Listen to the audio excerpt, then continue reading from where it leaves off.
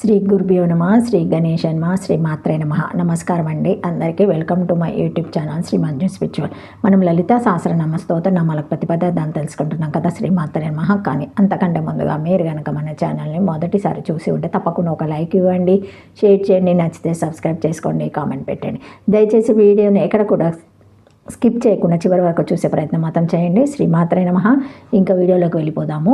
923 నామము దక్షిణ రాధ్యం, 8 అక్షరముల నామం. ఈ నామంతో అమ్మవారికి నమస్కరించేటప్పుడు దక్షిణ రాధ్యాయ నమః అని చెప్పాలి. దక్షత గల పండితుల చేతను, ఆ దక్షిణ పామరుల చేతను కూడా ఆరాధింపబడుతున్నది.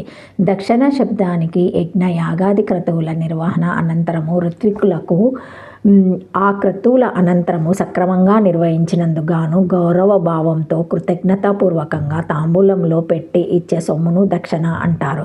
ఈ దక్షిణను స్వీకరించిన వారి ముఖంలోని సంతృప్తిని బట్టి యజమానికి యజ్ఞఫలం దక్కుతుంది. ఈ దక్షిణ సమర్పణతో కానీ యజ్ఞ యాగాది క్రతువులు పూర్తి అయినట్లు కాదు. ఇటు ఋత్వికులకు సంతృప్తిని, అటు యజమానికి యజ్ఞఫలాన్ని కలుగచేయటానికి కారణమైన ఈ దక్షిణను అమ్మవారి స్వరూపంగా భావిస్తారు.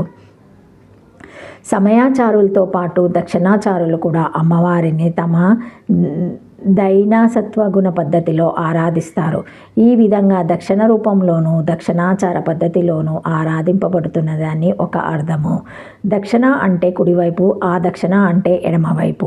దక్షిణంగా అంటే కుడివైపుగా ఉండే పింగళ నాడితోనూ, ఆ దక్షిణంగా అంటే ఎడమవైపుగా ఉండే ఇడానాడితోనూ సంబంధాన్ని కలిగి మన వెన్నెముక్క అనే యోగదండంతో వర్తించే కుండలిని శక్తి అనే అమ్మవారుగా ఆరాధింపబడుతున్నదే అని మరొక అర్థము.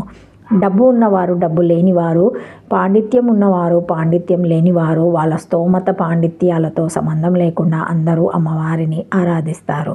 ఆ విధంగా పండిత పామరులచే ఆరాధింపబడుతున్నదని ఇంకో అర్థము. పండిత పామరులచే కూడా ఆరాధింపబడుతున్నది. 2 దక్షిణ స్వరూపంగా ఉండి సమయ దక్షిణాచారులచే ఆరాధింపబడుతున్నది.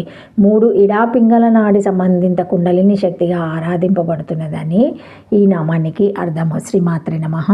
దక్షిణాయ కుశాలేరావః ఆరాధ్య దక్షిణేయ పండితాయ ఆదక్షిణాయ మూర్ఖేశ్చత్తివః దక్షిణ మార్గోపాసకేన వామ మార్గోపాసకేన చ ఇతి వః యద్వా కేవల కర్మ జిజ్ఞాసవో దక్షిణ ఇతి ఉచ్యంతే విద్యాయ తదారోహంతి యాత్ర కామః పరాగతః న తత్ర దక్షిణ యంతి నా విద్వాంసస్తాపాస్వినః ఇతి శ్రుతో తదా వ్యాఖ్యాన దర్శనాత్ ఆదక్షిణః బ్రహ్మ విద్యా తభ్యమరాధ్య చతుర్వేద భజంతే మాం జనాస్సు కృతిహీనో అర్జున ఆర్తో జిజ్ఞాసురోరార్ధి జ్ఞాని చ భారతవర్షభ ఇతి వః అచ్యత్.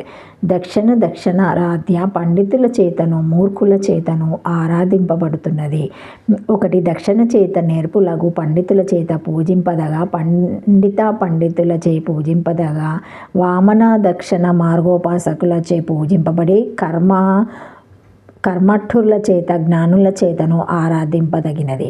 యజ్ఞము మున్నగు వేదోక్త కర్మలను చేయించిన ఋత్వికులకు ఇచ్చు రసద్రవ్యాలకు దక్షిణులు అని పేరు.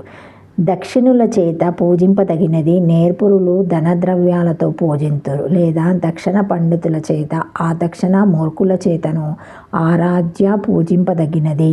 అందరి చేతును పూజింపదగినది అని అర్థము. లేదా దక్షిణ మార్గోపాసకుల చేత ఆ దక్షిణము కానీ వామ మార్గోపాసకుల చేతను ఆరాధింపదగ వామదక్షిణ మార్గంలో రెండింటి చేతను ఆరాధింపదగచ్చు. లేదా వేదములో ఏ పదమందు కోరికలు కామములు నశించిపోవచ్చున్నవో ఆ పదమును జ్ఞానం చే పొందుచున్నారు. అజ్ఞానులు, తపస్సులు, దక్షిణులు, కర్మాటురులు ఆ పదమును పొందలేరు అని గలదు.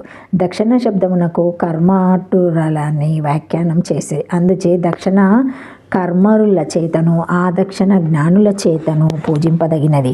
భగవద్గీత యందు ఓ అర్జునుడా, ఆర్తుడు రోగాదులచే బాధపడువాడు జిజ్ఞాసువు, భగవతత్వమును తెలియవలెనని కోరిక గలవాడు ఆతార్ది. ధనము గాని ఇతర ప్రయోజనములను కోరువాడును జ్ఞాని, జ్ఞానం కలవాడు. ఈ నలుగురు నన్ను సేవించెదరని శ్రీకృష్ణుడు చెప్పెను కనుక జ్ఞాని కూడా ఆరాధించునని తెలియవలెను. 8 అక్షరముల నామము.